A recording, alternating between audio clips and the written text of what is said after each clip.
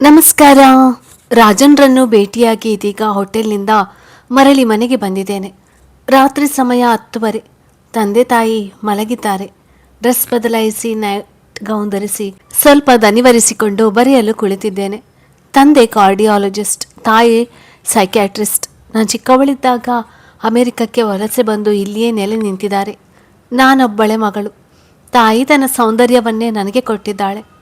ನಿನ್ನ ಕಣ್ಣು ಕವಳೆ ಹಣ್ಣು ಇದ್ದಂಗೆ ಆದವು ಅಂತ ಚಿಕ್ಕಂದಿನಿಂದಲೂ ಅವ್ವ ಅಂತಿದ್ಲು. ಕಣ್ಣು ಮೂಗು ಕಡ್ಡಿ ತಕೊಂಡು ತೀಡಿ ಬರ್ದಂಗ ಆದವಂತ. ಜೊತೆ ಓದುವ ಹೊರಗೆ ಹುಡುಗಿಯರೆಲ್ಲ ನನ್ನ ಹೆರಳು ನೋಡಿ ಮತ್ಸರ ಪಡುತ್ತಿದ್ದರು. ಎತ್ತರದಲ್ಲಿ ಉಳಿದೆಲ್ಲವರಿಗಿಂತ 1 ಇಂಚು ಹೆಚ್ಚು. ಅರೆಯ ಬಂದಾದ ಬಳಿಕ ಮೇಲಿನಿಂದ ಮೇಲೆ ಬೆಡ್ರೂಮ್ನಲ್ಲಿದ್ದ ನಿಲುಗನ್ನಡಿಯಲ್ಲಿ ನನ್ನ ಸಂಪೂರ್ಣ ನಗ್ನ ಪ್ರತಿಬಿಂಬ ನೋಡಿ ಹೆಮ್ಮೆ ಪಟ್ಟಿದ್ದೇನೆ. ಅಸ್ಥಿದಂತದ ಬಣ್ಣ, ದೇಹದ ಆಕೃತಿಯಲ್ಲಿ ಎಲ್ಲಿಯೂ ಕುಂದುಕೊರತೆ ಕಾಣದು.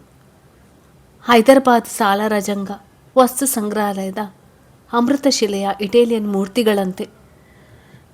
ತಂದೆಯ ಇಚ್ಛೆಯಂತೆ ಭಾರತಕ್ಕೆ ಮರಳಿ ಅವರು ಕಲಿತ ವೈದ್ಯಕೀಯ ವಿದ್ಯಾಲಯಕ್ಕೆ ಬಂದು ನಾನು ಸೇರಿಕೊಂಡೆ. ಅಮೆರಿಕದ ಸ್ವಚ್ಛಂದ ವಾತಾವರಣದಲ್ಲಿ ಬೆಳೆದರು. ಭಾರತೀಯ ಸಂಸ್ಕೃತಿಯಲ್ಲಿ ಅಪಾರ ಶ್ರದ್ಧೆಯುಳ್ಳ ತಂದೆ ತಾಯಿ ನನ್ನನ್ನು ತುಂಬ ಶಿಸ್ತಿನಿಂದ ಅದೇ ಪರಂಪರೆಯಲ್ಲಿ ಬೆಳೆಸಿದ್ದಾರೆ. ಅಭ್ಯಾಸದಲ್ಲಿ ರ್ಯಾಂಕ್ ಬಂದಿಲ್ಲ, ಕರೆ ಹಿಂದೆ ಬಿದ್ದಿಲ್ಲ. MBBSನಲ್ಲಿ ಎಲ್ಲ ಪರೀಕ್ಷೆಗಳಲ್ಲಿ ಪ್ರಥಮ ದರ್ಜೆ ಬಂದಿದೆ. ಪರೀಕ್ಷಕರು ನನ್ನ ರೂಪ ನೋಡಿ ಅಂಕಗಳನ್ನು ಕೊಡುತ್ತಾರೆಂದು ನನ್ನ ಸಹಪಾಠಿಗಳು ಮಾತನಾಡಿಕೊಳ್ಳುವುದನ್ನು ನಾನು ಕೇಳಿದ್ದೇನೆ. ಅದು ನಿಜವಿದ್ದರಿರ್ಬೋದೆಂದು ಒಮ್ಮೊಮ್ಮೆ ಅನುಮಾನಿಸುವುದುಂಟು. ಕಾಲೇಜಿನ ಅನೇಕ ಹುಡುಗಿಯರಂತೆ ನಾನು ಹುಡುಗರ ಜೊತೆ ಸಲುಗೆಯಿಂದ ಬೆರೆಯುತ್ತಿರಲಿಲ್ಲ. ಸಹಪಾಠಿ ಹುಡುಗರು ನನ್ನ ಸ್ನೇಹಕ್ಕಾಗಿ ಆತೊರೆಯೋದು ನನ್ನ ಗಮನಕ್ಕೆ ಬಂದಿತ್ತು. ನಾನು ಮಾತ್ರ ತೀರಾ ಹತ್ತಿರ ಬರಲು ಯಾರಿಗೂ ಆಸ್ಪದ ಕೊಟ್ಟಿರಲಿಲ್ಲ.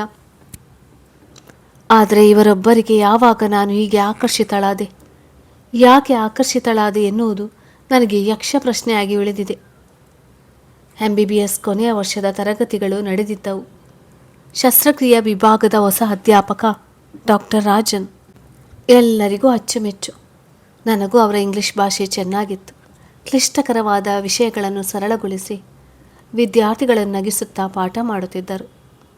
ಬೋರ್ಡ್ ಮೇಲೆ ಅಚ್ಚುಕಟ್ಟಾದ ಸುಂದರ ಚಿತ್ರಗಳನ್ನು ಬಿಡಿಸುತ್ತಿದ್ದರು. ವಿದ್ಯಾಲಯದ ಸಾಂಸ್ಕೃತಿಕ ವಿಭಾಗದವರು ಏರ್ಪಡಿಸಿದ ಚಿತ್ರ ಪ್ರದರ್ಶನದಲ್ಲಿ ಇರಿಸಿದ ಅವರು ತೆಗೆದ ಪೆನ್ಸಿಲ್ ಸ್ಕೆಚ್ಗಳು ಎಲ್ಲರ ಮೆಚ್ಚುಗೆ ಗಳಿಸಿದ್ದವು. ಎತ್ತರದ ಆಕರ್ಷಕ ವ್ಯಕ್ತಿತ್ವ. ಟೈ ಇಲ್ಲದೆ ಕಾಲೇಜಿಗೆ ಬಂದಿದ್ದನ್ನು ಯಾರೂ ಕಂಡಿರಲಿಲ್ಲ. ಬೆಳಗಿನ ಪಾಠಕ್ಕೆ ನಿಗದಿತ ಸಮಯಕ್ಕಿಂತ 5 ನಿಮಿಷ ಮೊದಲೇ ಬಂದು ಸರಿಯಾದ ಸಮಯಕ್ಕೆ ಪಾಠ ಪ್ರಾರಂಭಿಸುತ್ತಿದ್ದರು.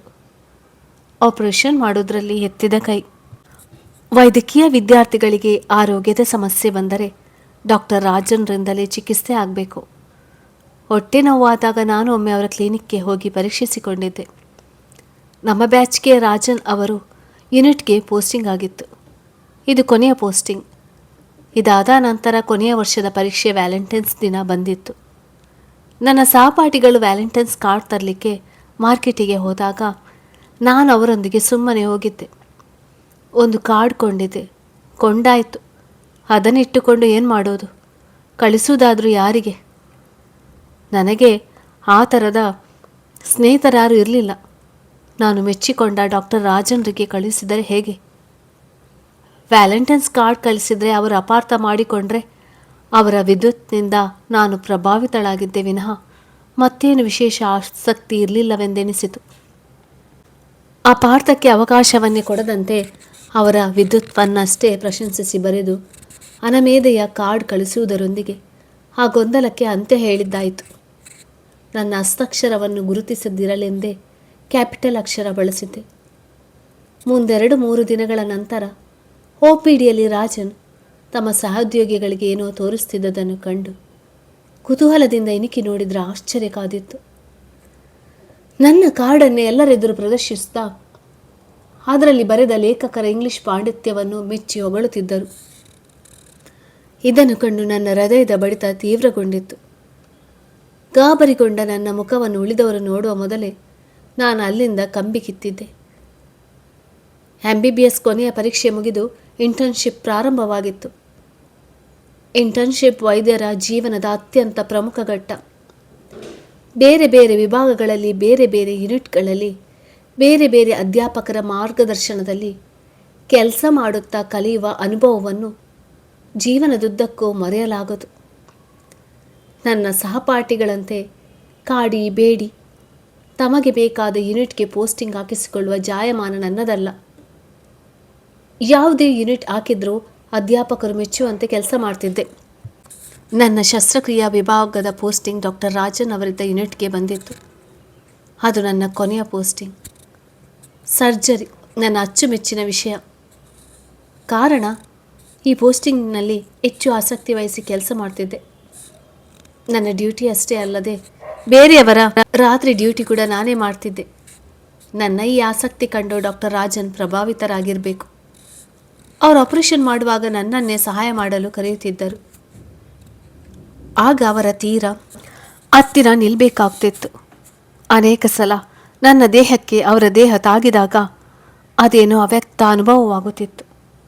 ಅದು ಆಕಸ್ಮಿಕವೋ ಅಲ್ಲವೋ, ಅಂತೂ ನಾನು ಪುಳಕಗೊಂಡಿದ್ದಂತೂ ನಿಜ. ಅಯ್ಯೋ, ನನಗೆ ಇದೇನಾಗ್ತಿತ್ತು? ಅವರಿಗೂ ಇದೇ ಅನುಭವವಾಗ್ತಿತ್ತಾ? ಇರಲಿಕ್ಕಿಲ್ಲ. ಆಪರೇಷನ್ನಲ್ಲಿ ಮಗ್ನವಾದಾಗ ಇಂಥದ್ದೆಲ್ಲ ವಿಚಾರಗಳು ಬರಲಿಕ್ಕೆ ಹೇಗೆ ತಾನೇ ಸಾಧ್ಯ? ನನ್ನ ಸ್ನೇಹಿತರೆಲ್ಲ ಥರಥರದ ಡ್ರೆಸ್ ಧರಿಸ್ತಿದ್ದರು. ನಾನು ಮಾತ್ರ ಹೆಚ್ಚಾಗಿ ಸೀರೆಯನ್ನೇ ಉಡುತ್ತಿದ್ದೆ. ಗೆಳತಿಯರೆಲ್ಲ ಗರತಿ ಗಂಗಮ್ಮ ಎಂದು ನನ್ನನ್ನು ಚುಡಾಯಿಸ್ತಿದ್ದರು. ಸರ್ಜರಿ ಪೋಸ್ಟಿಂಗ್ ನಡೆದಾಗ ನನ್ನ ಡ್ರೆಸ್ ಬದಲಾದದನ್ನು ಕಂಡು ಅವ್ರಿಗೆ ಕುತೂಹಲದ ಜೊತೆಗೆ ಆಶ್ಚರ್ಯವಾಗಿರಬೇಕು. ಸೀರೆ ಬಿಟ್ಟು ಚೂಡಿದಾರ, ಪಂಜಾಬಿ ಡ್ರೆಸ್, ಸಲ್ವಾರ್ ಕಮೀಸ್ ಧರಿಸುವುದನ್ನು ಪ್ರಾರಂಭಿಸಿದೆ. ಕ್ರಮೇಣ ಶರೀರದ ಬಾಗು ಬಳಕುಗಳು ಕಾಣಿಸುವಂತೆ ದೇಹಕ್ಕೆ ಅಂಟಿಕೊಂಡಂತಿರುವ ಉಡುಪು ಇಷ್ಟಪಡಲು ಪ್ರಾರಂಭಿಸಿದೆ.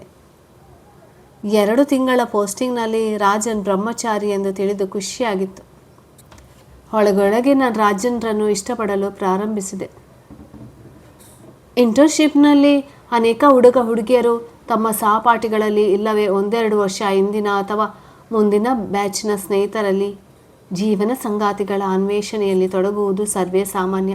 ವ್ಯಾಲೆಂಟೈನ್ಸ್ ದಿನ ಮತ್ತೆ ಬಂದಿತ್ತು. ಈ ಸಲ ನಾನೊಬ್ಬಳೇ ಹೋಗಿ ಕಾರ್ಡ್ ಖರೀದಿಸಿ ನನ್ನ ನವಿರಾದ ಮಧುರ ಭಾವನೆಗಳನ್ನು ಸ್ಪಷ್ಟವಾಗಿ ಬಿಂಬಿಸುವಂಥ ಸಂದೇಶ ಬರೆದು ನನ್ನ ಹೆಸರು ಬರೆಯದೆ ರಾಜನ್ರಿಗೆ ಪೋಸ್ಟ್ ಮಾಡಿದೆ. ಹೆಸರು ಬರೆದಿದ್ದರೆ ಚೆನ್ನಾಗಿತ್ತು. ಆ ಅವಕಾಶ ತಪ್ಪಿಯೋಯ್ತಲ್ಲ ಎಂದು ಅನಂತರ ಪರಿತಪ್ಪಿಸಿದೆ. ಯೂನಿಟ್ ಪೋಸ್ಟಿಂಗ್ ಮುಗಿದಾಗ ಇಷ್ಟು ಬೇಗನೆ ಮುಗಿಯಿತಲ್ವಾ ಅನಿಸಿತು. ಇಂಟರ್ನ್ಶಿಪ್ ಮುಗಿದು ನಾನು ಅಮೆರಿಕಕ್ಕೆ ಹೊರಡುವ ದಿನ ಹತ್ತಿರವಾದಂತೆ ಏನನ್ನೋ ಕಳೆದುಕೊಳ್ಳುತ್ತಿರುವ ತಳಮಳ. ಏನೇನೋ ನೆಪ ಮಾಡಿಕೊಂಡು ರಾಜನ್ ಅವರನ್ನು ಸರ್ಜರಿ ಡಿಪಾರ್ಟ್ಮೆಂಟ್ನಲ್ಲಿ ಭೇಟಿಯಾಗಿದ್ದೆ. ಜೂನಿಯರ್ ಶಿಕ್ಷಕರ ಶಿಫಾರಸು ಪತ್ರಕ್ಕೆ ಬೆಲೆ ಕಡಿಮೆ ಎಂದು ಗೊತ್ತಿದ್ದು ನಾನು ದಂಬಲು ಬಿದ್ದು ರಾಜನ್ರಿಂದ ಒಂದು ಶಿಫಾರಸು ಪತ್ರ ಪಡೆದುಕೊಂಡಿದ್ದನ್ನು ಕಂಡು ಸ್ನೇಹಿತರೆಲ್ಲ ಗೇಲಿ ಮಾಡಿದ್ದರು. ಪತ್ರದಲ್ಲಿ ಡಾಕ್ಟರ್ ರಾಜನ್ ನನ್ನನ್ನು ಕೊಂಚ ಹೆಚ್ಚು ಹೊಗಳಿ ಬರೆದಂತೆ ತೋರಿತು. ನಾನು ಅವರನ್ನು ಇಷ್ಟಪಡುತ್ತಿರುವ ವಿಷಯ ರಾಜನ್ರಿಗೆ ಗೊತ್ತಾಗಿರಲಿಲ್ಲ. ಇದನ್ನು ಅವರಿಗೆ ಹೇಗೆ ತಿಳಿಸುವುದು? ಅವರ ಕ್ಲಿನಿಕ್ಗೆ ಹೋಗಿ ಸೀದಾ ಹೇಳಿಬಿಟ್ರೆ ಹೇಗೆ? ಇಲ್ಲವೇ ಪತ್ರ ಬರೆದು ಕೊಟ್ಟರೆ ಇಮೇಲ್ ಅಥವಾ ವಾಟ್ಸಪ್ ಮಾಡ್ಬೋದು. ಈ ಉಪಾಯಗಳಿಂದ ನನ್ನ ಭಾವನೆಗಳ ತೀವ್ರತೆಯನ್ನು ರಾಜನ್ ಅರ್ಥ ಮಾಡಿಕೊಳ್ಳುವರೆ. ಇನ್ನೇನಾದರೂ ಸಿನಿಮೀಯ ದಾರಿ ಹುಡುಕಬೇಕು. ಸಂಕೋಚ ತೊರೆದು ನೇರವಾಗಿ ಅಲಂಗಿಸಿಬಿಟ್ಟು ಲಜ್ಜೆಗೆಟ್ಟವಳು ಅಂದುಕೊಂಡ್ರೆ ದುಡುಕಬಾರ್ದು. ಏನಾದರೂ ಆಗಲಿ, ಪ್ರತ್ಯಕ್ಷ ಕಂಡು ಅವರನ್ನು ನಾನು ಇಷ್ಟಪಟ್ಟಿರುವುದಾಗಿ ಹೇಳಬೇಕೆಂದು ನಿರ್ಧರಿಸಿದೆ. ಹುಡುಗಿಯರೆಲ್ಲ ಅಚ್ಚುಮೆಚ್ಚಿನ ಅಧ್ಯಾಪಕರಾಗಿದ್ದರೂ ಅವರು ಯಾರನ್ನು ಅಷ್ಟೊಂದು ಹಚ್ಚಿಕೊಂಡದ್ದು ನನ್ನ ಗಮನಕ್ಕೆ ಬಂದಿರಲಿಲ್ಲ. ನನಗೂ ಅವರಿಗೂ ಸುಮಾರು 4-5 ವರ್ಷಗಳ ಅಂತರವಿರಬಹುದು. ಗುರುವಿನಲ್ಲಿ ಶಿಷ್ಯೆ ಅನುರಕ್ತಳಾಗುವುದರಲ್ಲಿ ತಪ್ಪೇನಿದೆ? ಒಪ್ಪಿದರೆ ನನ್ನ ತಂದೆ ತಾಯಿಗಳಿಗೆ ತಿಳಿಸ್ಬೋದು, ಅಥವಾ ಒಪ್ಪುವುದರಲ್ಲಿ ಸಂಶಯವಿಲ್ಲ. ಅಥವಾ ಅವರನ್ನು ಇಲ್ಲಿಗೆ ಕರೆಸಿಬಿಟ್ಟು ಅವರ ಮುಖಾಂತರ ಇದನ್ನು ಮುಂದುವರಿಸಬಹುದೇ? ರಾಜೇಂದ್ರ ಮನೆಯವರು ಒಪ್ಪಬೇಕಲ್ವಾ? ಅವರು ಯಾವ ಜನ ನನಗಂತೂ ಗೊತ್ತಿಲ್ಲ. ಕನ್ನಡದಲ್ಲಿ ನಿರ್ಗಳವಾಗಿ ಮಾತನಾಡುತ್ತಿದ್ದುದರಿಂದ ಕರ್ನಾಟಕದವರೆಂದು ಊಹಿಸಬಹುದಾಗಿತ್ತು. ನಮ್ಮ ಮನೆಯಲ್ಲಿ ತಂದೆ ತಾಯಿ ಕನ್ನಡವನ್ನೇ ಬಳಸುತ್ತಿದ್ದುದರಿಂದ ಕನ್ನಡದಲ್ಲಿ ಸಂಭಾಷಿಸಲು ನಾನು ಸಮರ್ಥಳಾಗಿದ್ದೆ. ಎಲ್ಲರೂ ಒಪ್ಪಿದರೆ ಮದುವೆ ಮಾಡಿಕೊಂಡು ಅಮೆರಿಕಕ್ಕೆ ಹೋಗ್ಬೋದು. ಇಲ್ಲವೇ ಭಾರತದಲ್ಲಿ ಇರಲಿಕ್ಕೂ ನಾನು ಸಿದ್ಧಳಿದ್ದೆ. ಒಂದು ವೇಳೆ ರಾಜನ್ ನಿರಾಕರಿಸಿದರೆ? ನಿರಾಕರಿಸಲಿಕ್ಕೆ ಕಾರಣಗಳು ಗೋಚರಿಸುತ್ತಿಲ್ಲ ನನ್ನ ದೃಷ್ಟಿಕೋನದಲ್ಲಿ. ಇಂಟರ್ನ್ಶಿಪ್ ಮುಗಿದಿತ್ತು. ಎಲ್ಲ ಕಾಗದ ಪತ್ರಗಳನ್ನು ಶೇಖರಿಸಿ ಪ್ಯಾಕಿಂಗ್ ಮುಗಿಸಿ ಅಮೆರಿಕಕ್ಕೆ ಫ್ಲೈಟ್ ಟಿಕೆಟ್ ಖರೀದಿಸಿದ್ದೆ. ಏನಾದ್ರಾಗಲಿ ಒಂದಿನ ರಾಜನ್ರನ್ನು ಪ್ರತ್ಯಕ್ಷ ಕಂಡು ತನ್ನ ಮನದ ಇಂಗಿತವನ್ನು ತಿಳಿಸಿ ಬಂದು ಬಿಟ್ಟರಾಯಿತು ಅಂದುಕೊಂಡಿದ್ದೆ. ಎಲ್ಲವನ್ನು ಎದುರಿಸಲು ನಾನು ಮಾನಸಿಕ ಸಿದ್ಧತೆ ನಡೆಸಿದ್ದೆ. ಈ ವಿಚಾರಗಳಿಗೆ ತಾರ್ಕಿಕ ಕೊನೆ ಕೊಂಡುಕೊಳ್ಳಲಿಕ್ಕೆ ಅವಕಾಶವೇ ದೊರೆಯಲಿಲ್ಲ. ಅಮೆರಿಕೆಯಿಂದ ದೂರವಾಣಿ ಬಂದಿತ್ತು. ತಂದೆಯನ್ನು ತುರ್ತು ಚಿಕಿತ್ಸಾ ವಿಭಾಗಕ್ಕೆ ಸೇರಿಸಿದ್ದು ಕೂಡಲೇ ಹೊರಟು ಬರುವಂತೆ ತಾಯಿ ತಿಳಿಸಿದ್ದಳು. ಧ್ವನಿಯಲ್ಲಿ ಆತಂಕ ಇತ್ತು. ನನ್ನ ಫ್ಲೈಟಿನ ತಾರೀಕು ಮರುದಿನಕ್ಕೆ ಬದಲಾಯಿಸಿ ರಾಜನ್ರನ್ನು ಭೇಟಿಯಾಗಲು ಹೋಗಿದ್ದೆ. ಅವರು ಊರಲ್ಲಿರಲಿಲ್ಲ. 4-5 ದಿನ ರಜೆ ಹಾಕಿ ಹೋಗಿದ್ದರು. ಆಫೀಸ್ನಲ್ಲಿ ಅವರ ವಿಳಾಸ ಕೇಳಿದೆ. ಅವರ ಊರು ಸುಮಾರು 300 ಕಿಲೋಮೀಟರ್ ದೂರ ಎಂಬುದನ್ನು ಗೂಗಲ್ ನಕ್ಷೆ ತೋರಿಸಿತು. ಅದು ದಕ್ಷಿಣ ಕರ್ನಾಟಕದ ಒಂದು ಚಿಕ್ಕ ಗ್ರಾಮವಿರಬಹುದು. ಮೊಬೈಲ್ ಕರೆ ಮಾಡಿದೆ. ವ್ಯಾಪ್ತಿ ಪ್ರದೇಶದ ಹೊರಗಿದೆ ಎಂದು ಕೇಳಿ ಬಂತು. ನೆಟ್ವರ್ಕ್ನಲ್ಲೇ ಮರಳಿ ಬಂದಾಗ ಖಂಡಿತ ತಲುಪುತ್ತದೆ ಎಂದು ನಿರೀಕ್ಷೆಯೊಂದಿಗೆ ಗುರುವಂದನೆ ಸಲ್ಲಿಸಿ ಧನ್ಯವಾದ ಹೇಳಿ ನಾನು ಅವತ್ತೇ ತುರ್ತಾಗಿ ಅಮೆರಿಕಕ್ಕೆ ಹೊರಟು ನಿಂತಿರುವುದಾಗಿ ಕಾರಣ ತಿಳಿಸಿ ಒಂದು ವಾಟ್ಸಪ್ ಸಂದೇಶ ಕಳಿಸಿದೆ. ನಾನು ಅದೇ ದಿನ ಮುಂಬೈಗೆ ಹೋಗಿ ಮರುದಿನ ನ್ಯೂಯಾರ್ಕಿಗೆ ಫ್ಲೈಟ್ ಹಿಡಿಯಬೇಕು. ಆಯಿತು. ನನ್ನ ಕನಸುಗಳಿಗೆ ತಿಲಾಂಜಲಿ ಹಿಡಿಯದೆ ಬೇರೆ ಯಾವುದೇ ಉಪಾಯ ತೋಚಲಿಲ್ಲ. ನನ್ನ ಹಣೆ ಬರಹ ಇಷ್ಟೇ ಇದ್ದರೆ ಇನ್ನೇನು ಮಾಡಲಿಕ್ಕೆ ಸಾಧ್ಯ? ಇಷ್ಟು ತಡ ಮಾಡಿದ್ದು ನನ್ನದೇ ತಪ್ಪು. ಮನಸ್ಸಿಗೆ ತುಂಬ ಹಳಿಹಳಿ ಆಯಿತು. ನನ್ನನ್ನು ನಾನೇ ಶಪಿಸಿಕೊಂಡೆ. ಈ ಪ್ರಕರಣ ಇಲ್ಲಿಗೆ ಮುಗಿಯಿತು.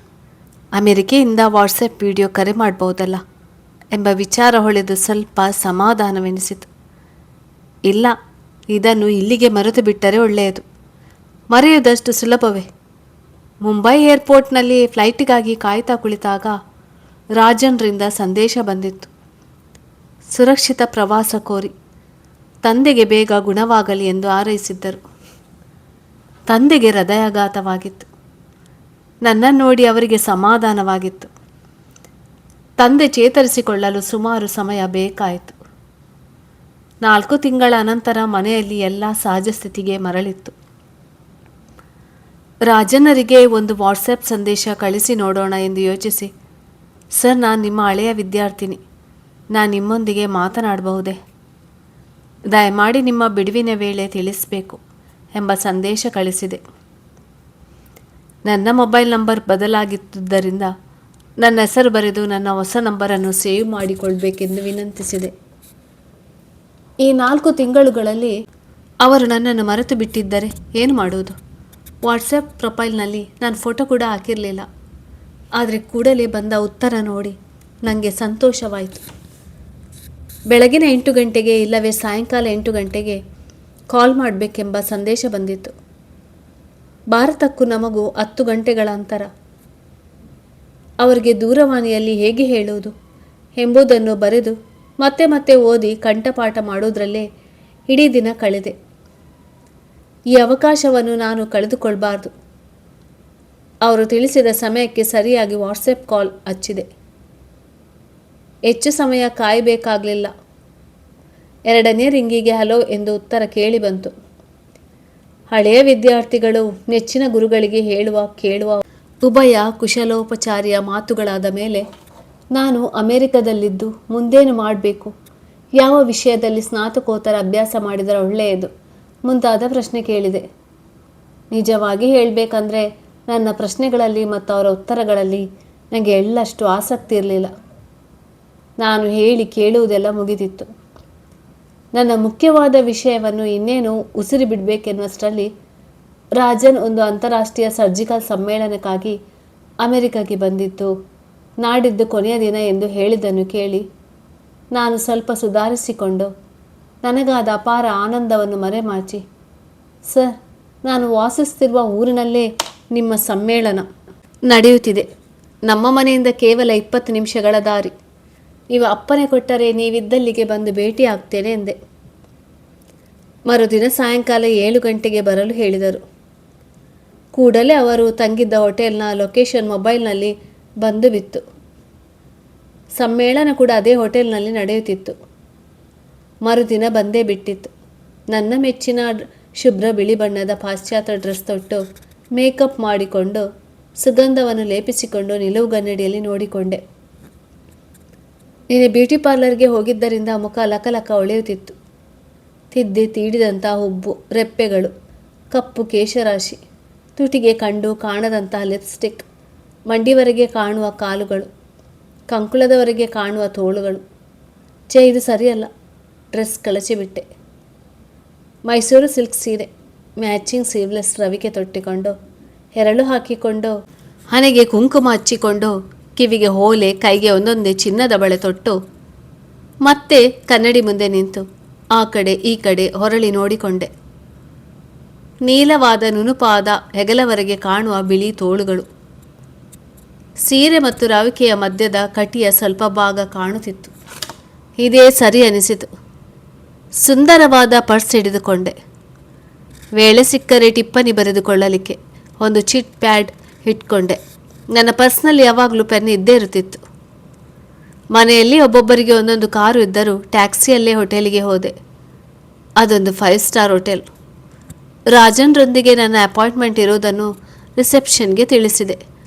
ಅವರು ರಾಜನ್ನರಿಗೆ ಫೋನ್ ಮಾಡಿ ನಾನು ಬಂದಿರುವುದನ್ನು ತಿಳಿಸಿ ರೂಮಿಗೆ ಕಳಿಸಬಹುದು ಎಂಬುದನ್ನು ನಿಶ್ಚಿತ ಮಾಡಿಕೊಂಡರು.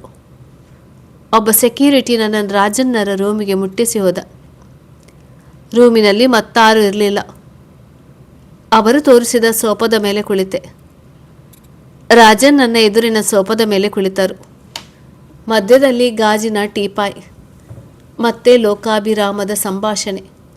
ನನಗೆ ಅದೆಲ್ಲ ಬೇಕಾಗಿರಲಿಲ್ಲ. ಕಾರಣ ಅಷ್ಟಕ್ಕೆ ನನ್ನ ಮಾತು ಸೀಮಿತವಾಗಿದ್ದವು. ಕೊಂಚ ಸಮಯ ಅದು ಇದು ಮಾತನಾಡಿ ರಾಜನ್ ಸುಮ್ಮನಾಗಿ ಬಿಟ್ಟರು. ಇದೇ ಸರಿಯಾದ ಅವಕಾಶ.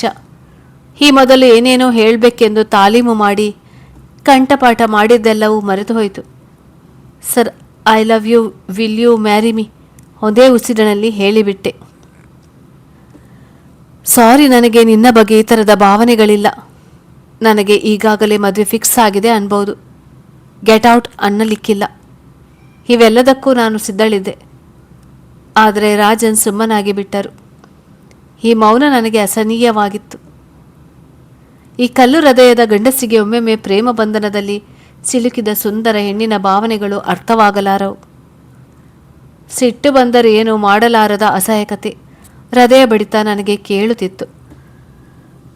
2-3 ನಿಮಿಷಗಳು ಕಳೆದಿರಬೇಕು. ಸುದೀರ್ಘ ಮೌನದ ನಿಮಿಷಗಳು. ನನ್ನ ಮಾತು ಕೇಳಿಸಿತೋ ಇಲ್ಲವೋ, ಇನ್ನೊಮ್ಮೆ ಹೇಳಲೆ ಎಂದು ವಿಚಾರಿಸುವಷ್ಟರಲ್ಲಿ ರಾಜನ್ ಎದ್ದು ಹೋಗಿ ಬರೆಯುವ ಟೇಬಲ್ ಎದುರಿನ ಕುರ್ಚಿಯ ಮೇಲೆ ಕುಳಿತರು. ಟೇಬಲ್ ಮೇಲೆ ಲ್ಯಾಪ್ಟಾಪ್ ಇತ್ತು. ಅದನ್ನು ತೆರೆದು ಏನನ್ನೋ ಹುಡುಕುತ್ತಿರುವಂತೆ ತೋರಿತು.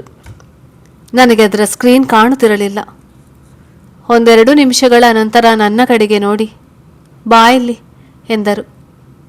ಹತ್ತಿರ ಹೋಗಿ ನೋಡಿದರೆ ಸ್ಕ್ರೀನ್ ಮೇಲೆ ನಾನು ಕಳುಹಿಸಿದ 2 ವ್ಯಾಲೆಂಟೈನ್ ಕಾರ್ಡಿನ ಛಾಯಾಚಿತ್ರಗಳಿದ್ದವು. ಇವುಗಳನ್ನು ನೀನೇ ಬರೆದು ಕಳಿಸಿದ್ಯಾ, ನಿಜ ತಾನೇ ಎಂದರು. ರೆಡ್ ಹ್ಯಾಂಡೆಡ್ ಆಗಿ ಸಿಕ್ಕಿ ಬಿದ್ದಿದ್ದೆ.